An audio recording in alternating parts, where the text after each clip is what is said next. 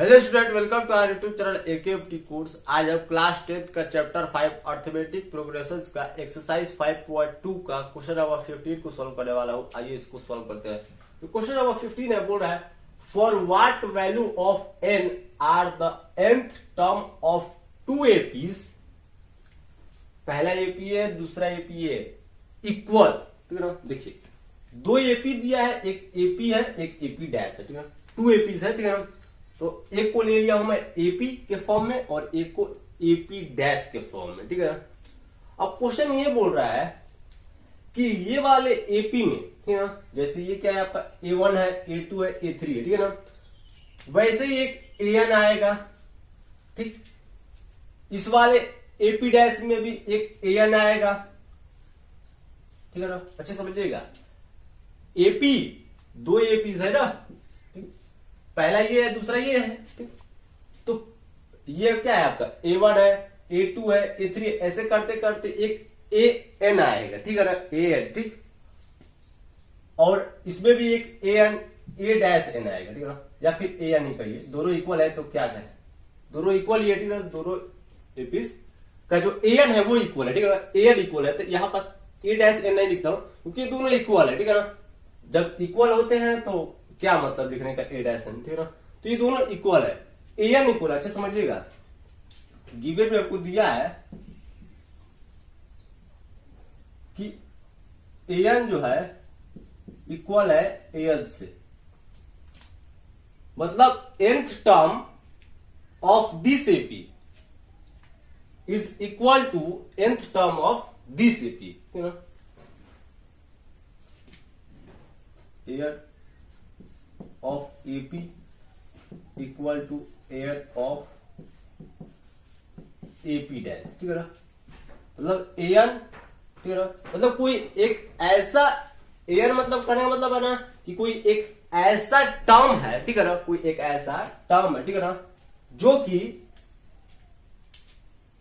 इसमें भी है और इसमें भी है और दोनों टर्म इक्वल है। ठीक है ना, मतलब N और N, अच्छा समझिएगा, AN तो इक्वल है ही है। ठीक है ना, जैसे AN और AN इक्वल है और इस आधार पे हमको AD का वैल्यू फाइंड करना है। मतलब इस एपी में ये क्या है आपका A1 है। ठीक है ना, देखिए इसमें A1 का वैल्यू क्या दिया है 63, इसमें A1 का वैल्यू क्या दे दिया है 3 दिया है। तो ये 63 और 3 इक्वल नहीं है, लेकिन यहां पास AN का वैल्यू जो भी आएगा, ठीक है ना, वो इक्वल होगा इस वाले AN के वैल्यू से। ठीक है ना, और इस आधार पे हमको ये N बताना है। N यानी क्या, मतलब ऐसा कौन सा टर्म है, ऐसा कौन सा टर्म है जिस पर इन दोनों का वैल्यू इक्वल है। ठीक है ना, मतलब हमको N बताना है जिसमें AN और AN इक्वल है। ठीक है ना, ठीक, तो चलिए पहले इस वाले को लेते हैं। ठीक है ना, पहले ये वाला एपी है, इसका AN निकालते हैं। तो AN कैसे निकालेंगे आप, एक फॉर्मूला होता है AN इक्वल टू, मतलब AN मतलब क्या, nth टर्म ऑफ एपी। ठीक है ना, कैसे निकालेंगे आप, A plus N minus 1 into D से। ठीक है ना, अच्छा समझिएगा। तो AN को आपको नहीं कुछ लिख रहा है। ठीक है ना, मतलब AN के जगह पे आपको AN ही लिख रहा है। ठीक है ना, मैं बताता हूं क्यों लिख रहा है। AN की जगह पे आपको AN लिख रहा है। ठीक है ना, पहला इस वाले एपी की ले रहा हूं, मैं इसको ले रहा हूं। मैं इस वाले एपी की बात कर रहा हूं पहले। ठीक है ना, अब इस वाले एपी में एक क्या है या फिर A1 क्या है 63 है, यहां पास 63 लिखिए प्लस N माइनस 1। अब डी कैसे निकालेंगे, तो A2 माइनस A1 करेंगे तो 65 माइनस 63 कितना हो जाएगा 2 हो जाएगा। ठीक, अब इसको सॉल्व कीजिए तो AN equal to 63 plus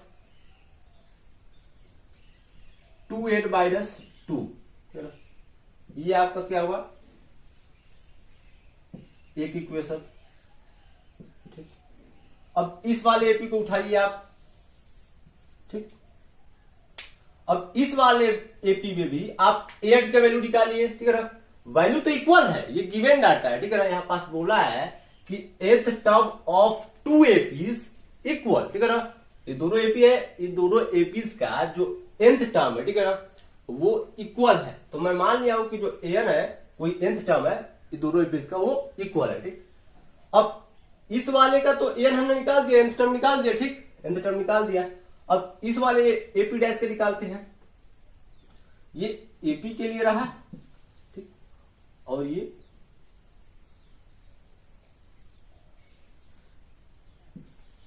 AP वाले के लिए था ना, और ये आपका एपी डैश के लिए था, एपी डैश के लिए। ठीक है ना, इसका एड कैसे निकालेगा? एड इक्वल टू फॉर्मूला वही रहेगा, ए प्लस एड बाई डस वन इंटू डी। ठीक है ना, तो एड इक्वल टू ए का वैल्यू कितना है, या फिर ए1 का वैल्यू कितना है, 3 है, प्लस एड कुछ नहीं दिया है, एड तो आपको निकालना है ना, और डी कितना है, तो ए2 माइनस ए1 करेंगे आप, ये क्या ए2 है, तो 10 माइनस 3 7 हो जाएगा। क्या बस हो जाएगा, n equal to 3 plus 7n minus 7 का मल्टीप्लाई करके ये आपका एक इक्वेशन हुआ, इक्वेशन 2। चलिए अब आगे बढ़ते हैं। अब देखिए गिवन में क्या दिया है कि इन दोनों एपीज का जो एड है, ठीक है ना, मतलब एथ टर्म है, उन एथ टर्म का जो वैल्यू है वो इक्वल है। मतलब ये वाला एन का जो वैल्यू ये है और ये वाला एन का जो वैल्यू ये है, ये दोनों वैल्यूज आपस में इक्वल होंगे। ठीक है ना, क्यों इक्वल होंगे? क्योंकि गिवन डाटा में साफ साफ बोला है ना कि nth term of two APs are equal. ठीक है ना, तो एथ टर्म मतलब इसका एथ टर्म का जो वैल्यू है ये, और इसका ये वैल्यू, ये दोनों वैल्यू क्या है, आपस में इक्वल है। ठीक है ना, तो यहां से लिखूंगा मैं, अब ऐसे भी लिख सकते हैं फ्रॉम इक्वेशन 1 एंड 2, या फिर डायरेक्ट लिख दीजिए एयर इक्वल टू एयर गिवन, या फिर आप फ्रॉम इक्वेशन ऐसे भी लिख सकते हैं, फ्रॉम इक्वेशन 1 एंड 2।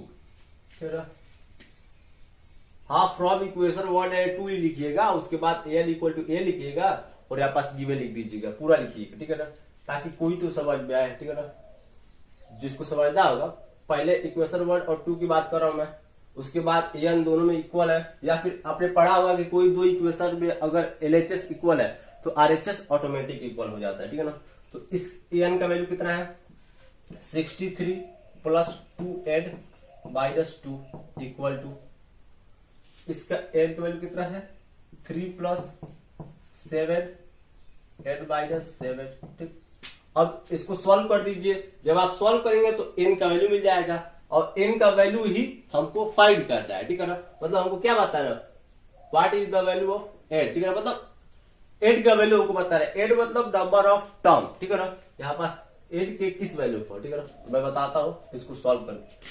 तो ये जो वेरिएबल वाला है उसको उधर साइड कर देते हैं, या फिर सारे नंबर को उधर साइड कर देते हैं, जैसा आपको करना है। तो मैं वेरिएबल वालों को इधर रह देता हूँ, नंबर वाले को उधर कर देता हूँ। इधर हो जाएगा 2 8, 7 8 को इधर लाएंगे तो माइनस 7 8 इक्वल टू 3 माइनस 7। ठीक, अब ये 63 प्लस में है, इधर जाएगा तो माइनस में हो जाएगा, और ये -2 है, उधर जाएगा तो +2 हो जाएगा। इसको सॉल्व करते हैं। इधर हो जाएगा -5 इक्वल टू, ये दोनों प्लस में है, मतलब 3 पॉजिटिव, मतलब +3 है या +2 है, तो ये +5 हो जाएगा। इसको ऐड करते हैं, -70 -7 और -63 को आप ऐड करेंगे तो -70 आएगा। -5 8 इक्वल टू -65, माइनस माइनस खत्म, बचा 8 इक्वल टू 65 अपॉन में 5, इस 5 को इधर ला दिया मैं, 8 इक्वल टू हो जाएगा हमारा 13th टर्म। मतलब यहां पास A13, इस वाले एपी में A13 का वैल्यू और इस वाले एपी में A13 का वैल्यू, अच्छा समझिएगा, दोनों इक्वल होगा, ठीक है ना। इस वाले एपी में A13 का वैल्यू और इस वाले एपी में A13 का वैल्यू दोनों इक्वल होगा, ठीक है ना। अगर आपको निकालना है, देखिए यहां तक हमारा आंसर खत्म हो गया। अगर आपको चेक करना है कि इक्वल होगा कि नहीं होगा, तो आप काम कीजिए, इस वाले इक्वेशन में n का वैल्यू पुट कर दीजिए, तो ये वाला एपी का an का वैल्यू मिल जाएगा, ठीक है ना। मतलब A13 का वैल्यू मिल जाएगा, ठीक। और इसमें भी A13 का वैल्यू पुट कर दीजिए इस वाले इक्वेशन में, तो AP डैश वाला जो है ये वाला, इसका वैल्यू मिल जाएगा। तो देखिए यहां तक तो हमारा आंसर खत्म हो गया, ठीक है ना। अब रही बात चेक करने की, तो यहाँ पास चेक कर देता हूँ, ठीक है ना। देखिए जिसको जाना है जा सकता है स्किप करके, लेकिन जिसको रुकना है चेक करना है पास तो रुक जाए 2 मिनट, ठीक है ना। पहला कंडीशन, ठीक है ना, किसके लिए, एपी के लिए। एपी में भाई क्या निकाल रहा हूं, 813 का वैल्यू। तो कैसे निकलेगा, जब मैं इक्वेशन 1 में 8 का वैल्यू पुट करूंगा, ठीक है ना। तो यहां पास हो जाएगा 63 प्लस 2 इंटू 30 माइनस 2, ठीक है ना। 830 यहाँ पास 13 लिख रहा है, यहाँ पास भी 38, ठीक है ना। तो यहाँ पास हो जाएगा 813 इक्वल टू 63 प्लस 13 दूनी 26 माइनस 2। यहाँ पास 813 इक्वल टू आ जाएगा, यहाँ पास हो जाएगा 61, इसको अलग से यहाँ पास 63 और 24 7 8 87 आ रहा है, ठीक है ना। 87 आ रहा है। अब सेकेंड वाला कंडीशन बनाता हूं एपी डैश के लिए, ठीक है ना। एपी डैश के लिए 813 का वैल्यू निकालता हूं, तो 813, तो यहां पास हो जाएगा 3 प्लस 7 इंटू 30 माइनस 70, इसको सॉल्व करता हूं। 813 इक्वल टू 3 प्लस 13 7 91 माइनस 70, 813 इक्वल टू, इसको ऐड करूंगा 94। एक मिनट, इसको भी अलग से सॉल्व कर देता हूँ। 94 माइनस 7 और यहाँ पास 8 आ जाएगा, यही आएगा, यही आना चाहिए, 87 आएगा, ठीक है ना। इसका भी 87, मतलब 813 पहुंचे, समझिएगा। इस वाले एपी में 87 आएगा और इत्तेफाक से बस सही, मतलब लग रहा है कि सही सॉल्व कर दिया, और क्या भी सही हो, ठीक है ना। इस वाले एपी में भी 813 का वैल्यू 87 ही आएगा, ठीक है ना। सॉल्व कर लीजिएगा, वैसे तो सही होना चाहिए। 7 7 14 18 सही है, ठीक है। जब 87 इसमें भी आ गया, 87 इसमें भी आ गया, तो सही है। मतलब हमारा 13th टर्म पे, ठीक है ना, इन दोनों एपी का जो 13th टर्म है, उस 13th टर्म का जो वैल्यू होगा वो 87 होगा, 87 होगा। और 87 का इक्वल होता है, मतलब 13th टर्म पे वो दोनों वैल्यू आपस में इक्वल होंगे, ठीक है। तो यहां से आप इसकी शॉर्ट ले लीजिए, ठीक है ना। आप लोग को यही तक सॉल्व करना है, अगर आपको दिखाना होगा तो दिखा सकते हैं, बट जरूरी है, कंपलसरी नहीं है। मैं बस चेक कर दिया तसल्ली के लिए, मन हुआ चेक कर दिया। मिलते हैं अगले वीडियो में अगले क्वेश्चन के साथ, तब तक के लिए जय हिंद जय भारत।